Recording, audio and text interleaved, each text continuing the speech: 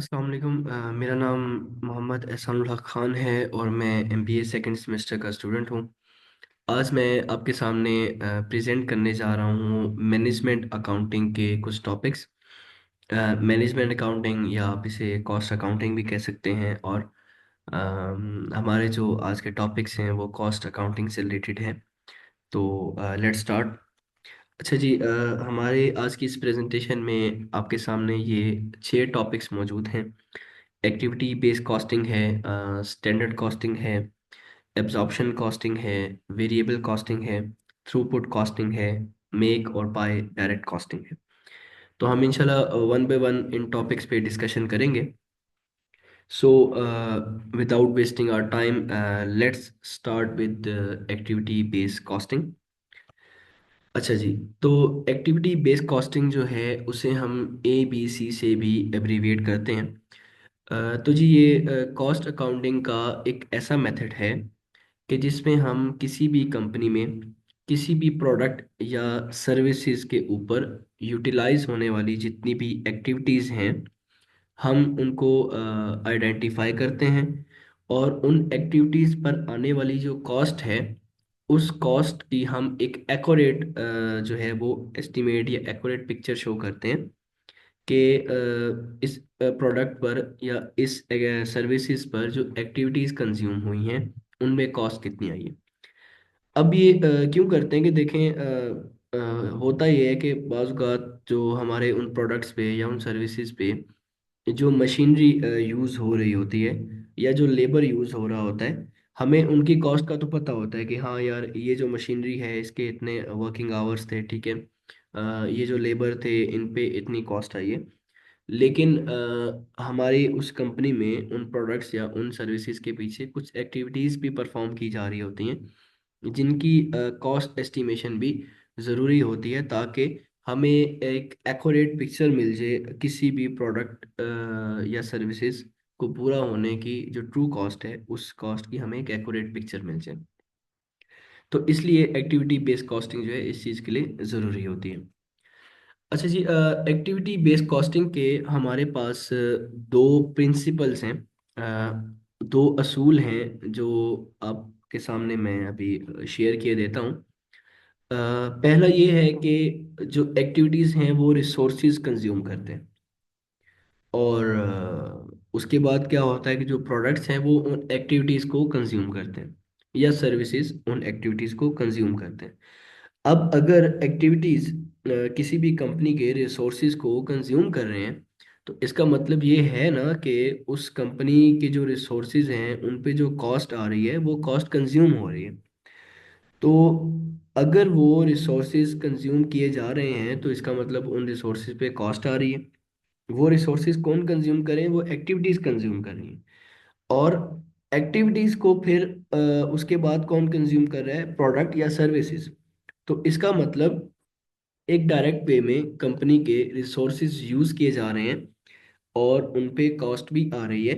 तो उन कॉस्ट को कंज्यूम करने वाली जो एक्टिविटीज़ हैं जो कि बाद में वो प्रोडक्ट्स या सर्विसेज कंज्यूम कर रहे हैं, तो उनको फिर हम इस असूल से ABC के थ्रू, एक्टिविटी बेस्ड कॉस्टिंग के थ्रू हम जो है उन एक्टिविटीज़ पर आने वाली कॉस्ट को हम कैलकुलेट कर रहे होते हैं, ठीक है।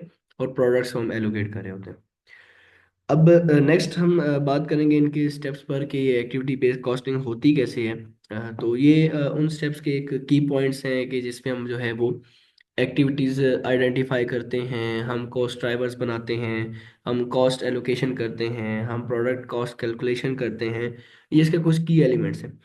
अब ये की elements basically activity based costing के स्टेप्स हैं, जो कि आगे मैं नेक्स्ट स्लाइड में आपके साथ इंशाल्लाह मैं भी डिस्कस करूंगा।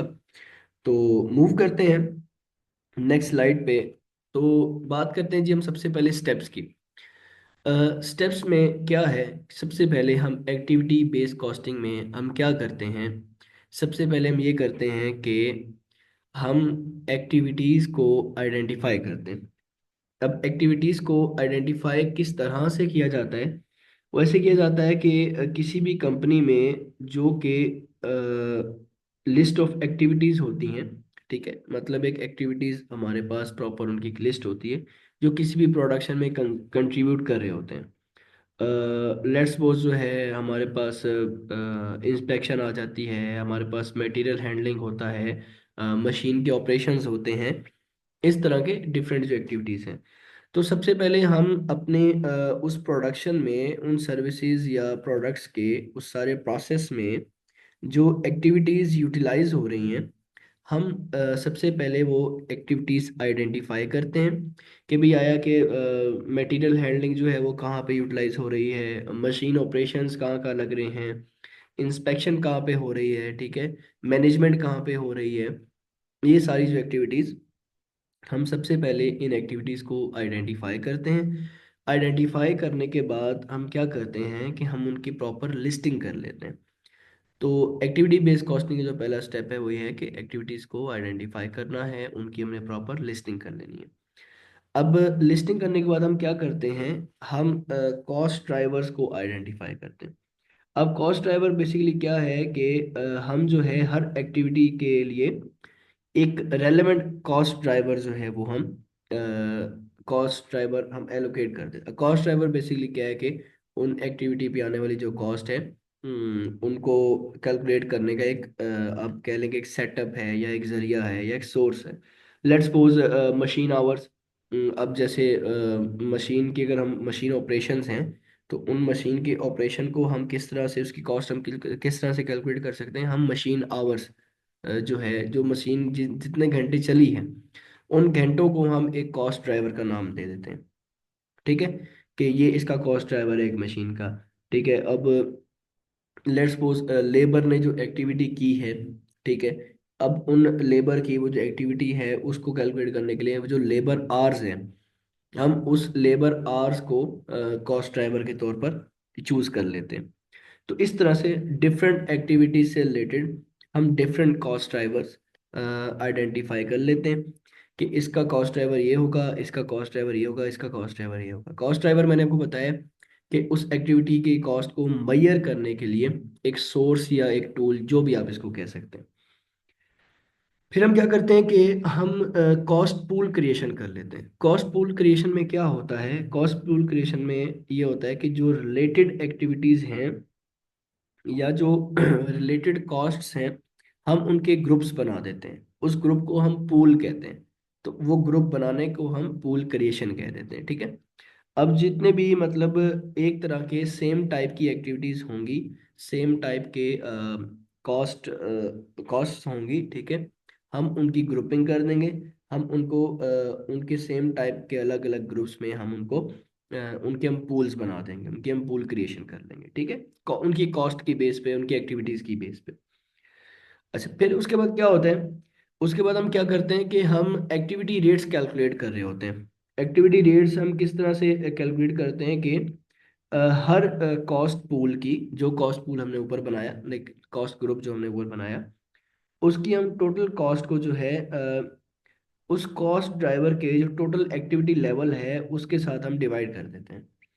लाइक जितना उस एक्टिविटी, उस कॉस्ट ड्राइवर, वो जो कॉस्ट ड्राइवर था, रिलेटेड कॉस्ट ड्राइवर्स थे, उनकी एक्टिविटी के ऊपर जितनी कॉस्ट आई, ठीक है, उस पर हमने क्या करना है कि जो भी कॉस्ट पूल है उसकी टोटल कॉस्ट को हम डिवाइड कर देंगे। ठीक है, उससे हम हमारे पास क्या हो गया, हो जाएगा कि पर यूनिट ऑफ एक्टिविटी की कॉस्ट हमारे पास आ जाएगी कि हमारे पास इतने एक्टिविटी के इतने यूनिट्स थे, और इस एक्टिविटी पे पर यूनिट कॉस्ट जो है वो हमारे पास इतनी आ रही है।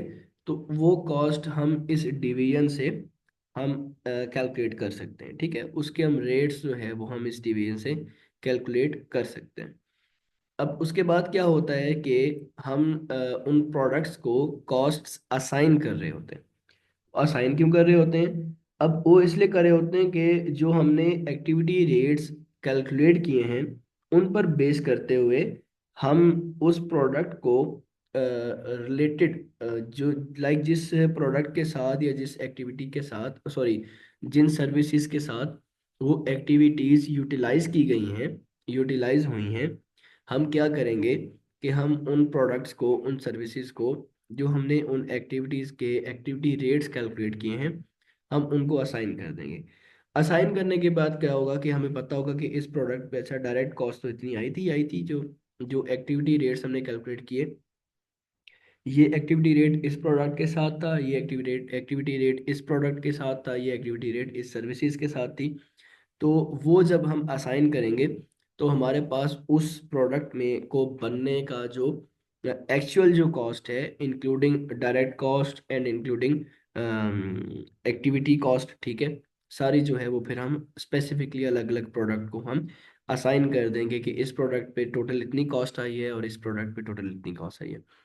तो ये था जी हमारे पास एक्टिविटी बेस्ड कॉस्टिंग का एक खुलासा कि एक्टिविटी बेस्ड कॉस्टिंग होती क्या है, इसकी इम्पोर्टेंस क्या है, इसकी ज़रूरत क्यों महसूस हुई, और ये मतलब किस तरह से इसको जो है वो एलोकेट किया जाता है, किस तरह से इसको यूज़ किया जाता है।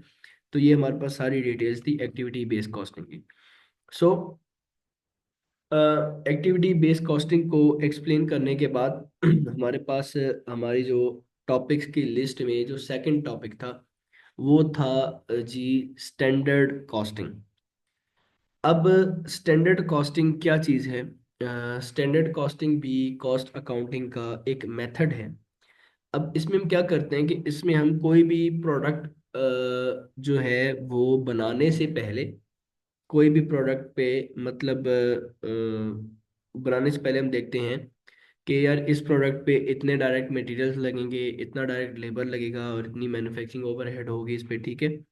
तो कोई भी प्रोडक्ट बनने से पहले जो हम एक कॉस्ट एस्टिमेट करते हैं, उस प्रोसेस को हम स्टैंडर्ड कॉस्टिंग कहते हैं।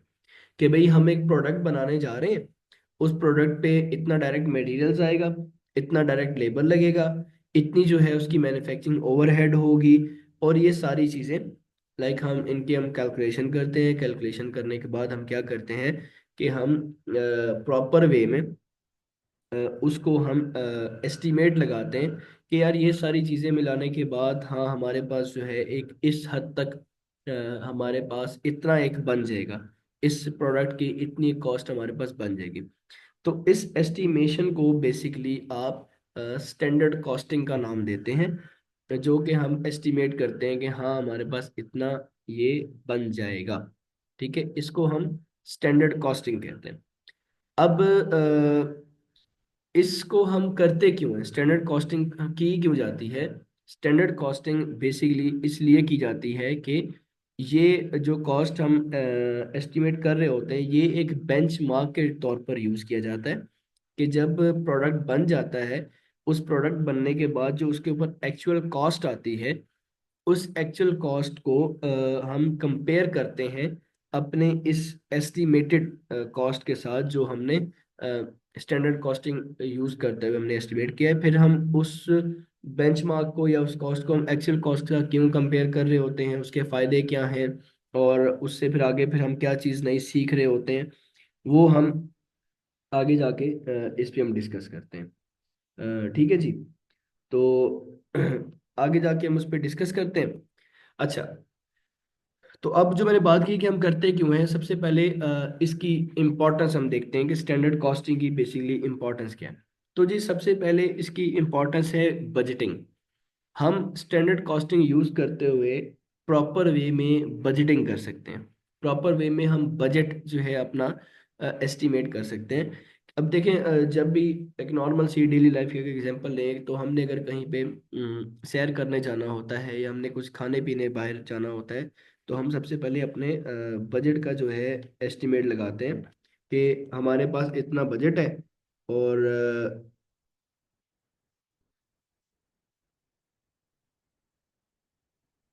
हमारे पास इतना बजट है, ठीक है, और इस बजट को हमने जो है इस हद तक हमने यूज करना है। इतना अगर हम यूज करेंगे तो ठीक रहेंगे, अगर एक्सीड करेंगे तो मसला बनेगा। तो बजटिंग बहुत ज़्यादा ज़रूरी होती है।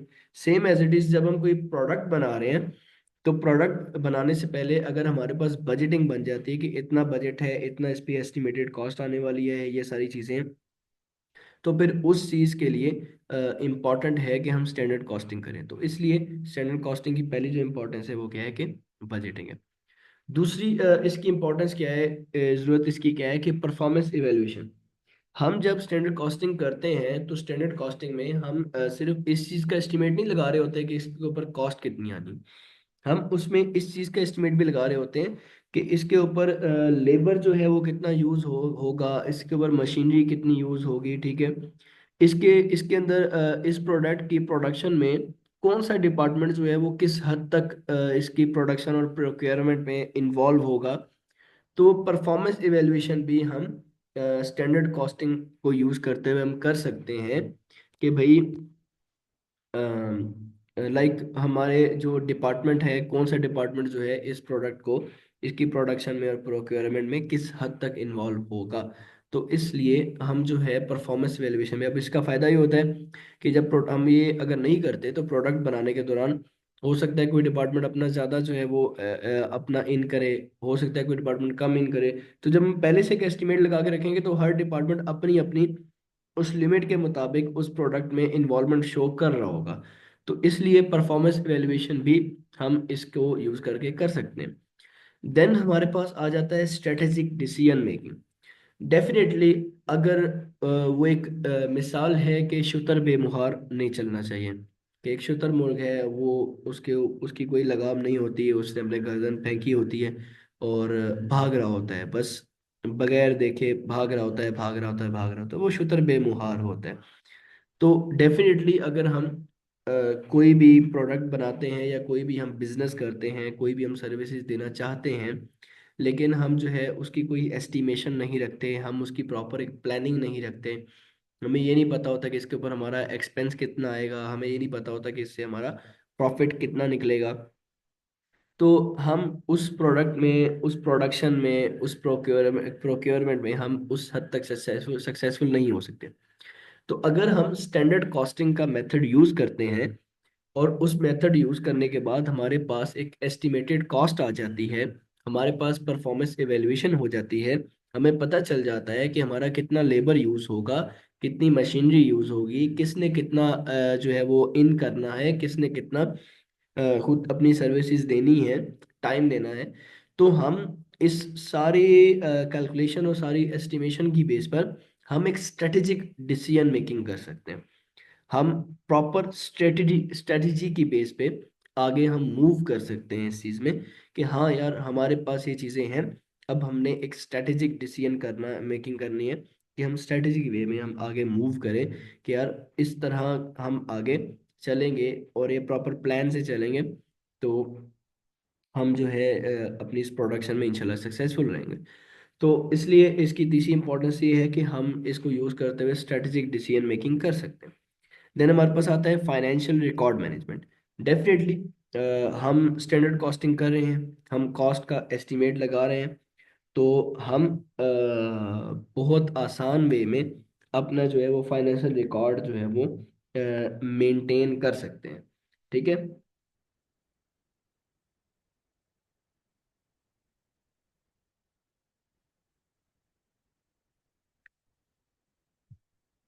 तो होता ये है कि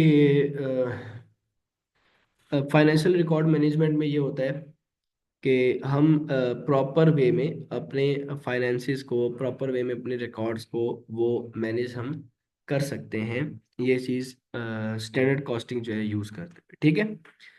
अब उसके बाद अगर हम आगे चलें तो कुछ और एलिमेंट्स हैं इसके स्टैंडर्ड कॉस्टिंग के जो जिन पे हम डिस्कशन कर लेते हैं।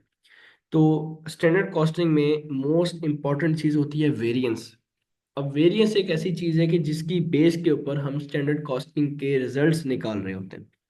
वेरिएंस बेसिकली क्या है कि जो एक्चुअल कॉस्ट आती है किसी भी प्रोडक्ट पे, उसका और जो स्टैंडर्ड कॉस्ट जो हमने कॉस्ट एस्टिमेट की हुई है उसका जो डिफरेंस होता है वो वेरिएंस होता है। अब लेट्स सपोज हमने एस्टिमेट लगाया था कि हम ये जो प्रोडक्ट बना रहे हैं, इस प्रोडक्ट का के की एक यूनिट के ऊपर जो कॉस्ट आ रही है वो $5 आ रही है, ठीक है। लेकिन हमारी इस प्रोडक्ट बनने के बाद जो एक्चुअल कॉस्ट आई है वो $3 आई है। तो जब हम 5 में से 3 माइनस करेंगे तो वो जो $2 होगा वो डिफरेंस, वो हमारा वेरिएंस होगा। तो वेरिएंस बहुत इंपॉर्टेंट चीज़ है स्टैंडर्ड कॉस्टिंग में। अब क्यों इंपॉर्टेंट चीज़ है वो हम आगे चल के देखते हैं, क्यों इंपॉर्टेंट चीज़ है और इसका रोल क्या है। अच्छा, उस रोल को हम इस चीज में डिफाइन करेंगे कि इसके स्टेप्स के, सबसे पहले हम क्या करते हैं स्टैंडर्ड कॉस्टिंग में, सबसे पहले हम किसी भी प्रोडक्ट की एस्टिमेट लगा के हम उसका उसकी एक स्टैंडर्ड कॉस्ट जो है वो सेट कर लेते हैं कि आया कि भाई इस प्रोडक्ट में इतना मशीन, इतना लेबर, इतनी एक्टिविटीज, इतना सब कुछ जो है वो यूज़ होगा, और इसकी एक ये स्टैंडर्ड कॉस्ट है, एस्टिमेटेड कॉस्ट इसकी ये है। ठीक है, वो हमने यूज़ कर लिया। उसके बाद क्या होगा कि हम जब वो प्रोडक्ट वगैरह बन जाएगा, तो प्रोडक्ट वगैरह बनने के बाद हम उसकी एक्चुअल कॉस्ट जो है वो हम रिकॉर्ड कर लेंगे। तो पहला स्टेप क्या था कि प्रोडक्ट बनने से पहले हमने एक स्टैंडर्ड कॉस्ट सेट कर ली।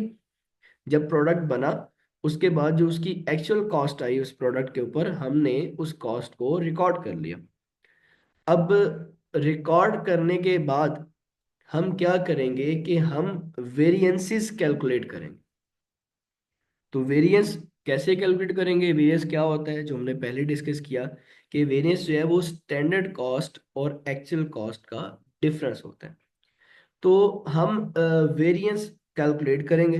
वेरिएंस हम कैसे कैलकुलेट करेंगे कि जो स्टैंडर्ड कॉस्ट हमने एस्टिमेट की थी, उसमें से हम एक्चुअल कॉस्ट को माइनस करेंगे, और फिर जो जो हमारे पास जवाब आएगा तो वो हमारे पास वेरिएंसेस आ जाएंगे कि हाँ यार इन प्रोडक्ट्स में इतने इतने वेरिएंसेस हमारे पास आए। अब ये सारा कुछ हम कर क्यों रहे होते हैं, ये सारा कुछ क्यों कर रहे होते हैं, उसकी इंपॉर्टेंस फोर्थ पॉइंट में हम डिस्कस करेंगे। वो क्या है? एनालाइजिंग वेरिएंसेस, कि वेरिएंस इंपॉर्टेंट क्यों है, स्टैंडर्ड कॉस्टिंग क्यों इंपॉर्टेंट है। तो जी, अगर तो हमारे पास वेरिएंसेस जो है वो पॉजिटिव रेंज में आते हैं, जैसे मैंने पहले एग्जांपल दी कि एक प्रोडक्ट यूनिट पे स्टैंडर्ड कॉस्ट थी हमारी $5, लेकिन उस पे एक्चुअल कॉस्ट आई $3, तो उसका जब हमें डिफरेंस निकाला तो $2 हमारे पास वेरिएंस था। मतलब ये कि हमने जो एस्टिमेट किया था उससे कम कॉस्ट आई है। इसका मतलब हम तरक्की में जा रहे हैं।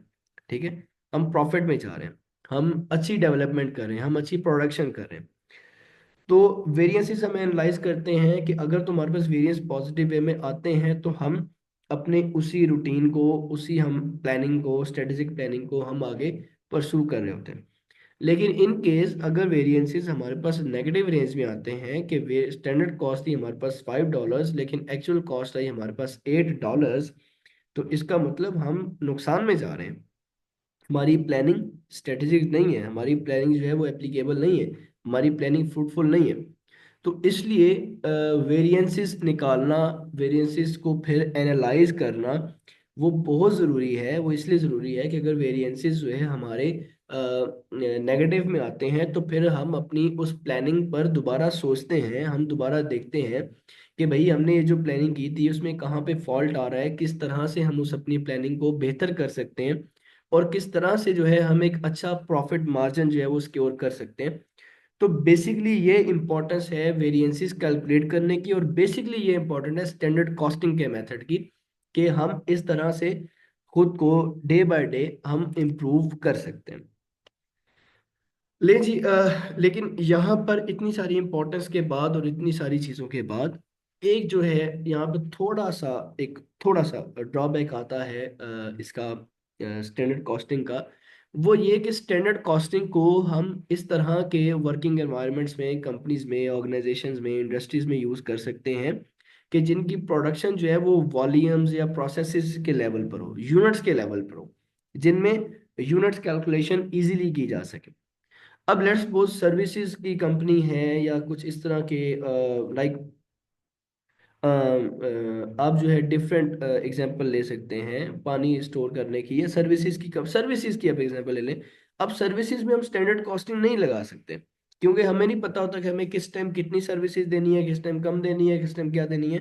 उसमें हम स्टैंडर्ड कॉस्टिंग यूज करना हमारे लिए थोड़ा सा मुश्किल हो सकता है, बनिस्बत इसके कि अगर हमारे पास कोई ऐसी ऑर्गेनाइजेशंस हैं, कंपनीज हैं, इंडस्ट्रीज हैं जिनकी बल्क वॉल्यूम्स में, यूनिट्स में उनकी प्रोडक्शन चल रही है, ठीक है, तो वहाँ पर हम स्टैंडर्ड कॉस्टिंग यूज़ कर सकते हैं। फॉर एग्जांपल हमारे पास ऑटोमोटिव मैन्युफैक्चरिंग है, जहाँ पर जो है वो कार के पार्ट्स बनाए जाते हैं स्टैंडर्डाइज, ठीक है, ह्यूज वॉल्यूम्स होते हैं उनके।